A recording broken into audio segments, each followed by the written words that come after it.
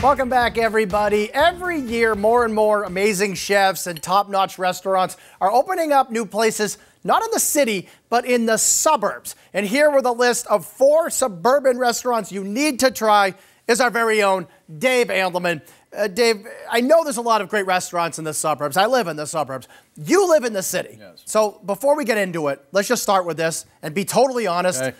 Do you really think that the suburban restaurants aren't maybe quite as cool as the city restaurants? Well, I mean, let's be honest. When the athletes and entertainers come to Boston, like, they don't take a shuttle to Stoughton. I mean, they go out in the Back Bay. Okay. But I'm like the least cool person on the planet. True. You know, when I go to one of these like chic places, I'm like standing on the wall like I was Poindexter. So I occasionally just get out of the city. It's free parking. I don't have like really good wait staff looking down their nose at me. Gotcha. And just get great food. All right, but you have 4 awesome suburban restaurants, which you still can kind of feel cool, even for you. Yes. Let's start in Sudbury, Massachusetts. Beautiful town. There's a place called 29 Sudbury, and this is a good example, kind of city-style food, but it's in the suburbs. Yeah, my good buddy Greg Hill from WAAF knew that they needed a quality restaurant out there. Right. So he built one, and he teamed up with the chef from the very cool Stella in the South End. And they built a big, great place. They got a bar downstairs, a bar upstairs, a long, open kitchen,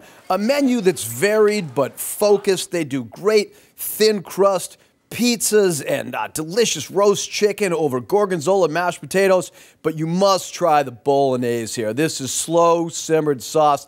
Takes 6 hours to make it. Home-style Italian with veal, pork, beef, and pancetta. This is a really delicious dish. That looks about as good as it gets. Okay, now let's go to the South Shore. Here's a restaurant a lot of people might not know about because it's a little bit off the beaten track. It's called Solstice. It's in Kingston, Massachusetts, kind of near Plymouth. What do you like about this one? Yeah, between Boston and Cape Cod, great spot that you should know about because the menu offers a big range of flavors and style. You can get Asian-style tuna nachos, very light and crispy. They do a great job with duck here, whether it's a roasted duck breast or crispy fried duck wings. Burgers are great. Everything from ketchup to the bun is made in-house. You've got to check out, though, the butterscotch dessert. It's got a few different components, okay? It's a rich and creamy Italian-style butterscotch pudding. It's topped with caramel and whipped cream, and on the side, they serve it with some warm cinnamon donut holes. Best side dish of all time. Nice. Some donuts, why not? We talked about a place on the South Shore. Now let's go up on the North Shore to Marblehead, Massachusetts. A town that honestly doesn't have that many restaurants, but there's a place called Five Corners Kitchen, and that's another good example. A guy with a lot of talent opening up a really cool restaurant. Yeah, you go up there, you find this place, and you're like, whoa, this is like a Back Bay, Boston kind of restaurant. You know, sophisticated clientele. It's open and stylish, and it's hard to describe the food here because some of it's French, some of it's Asian. Common denominator is everything here is made with big flavor. The chef owner is really passionate. I mean, he's doing everything from scratch here.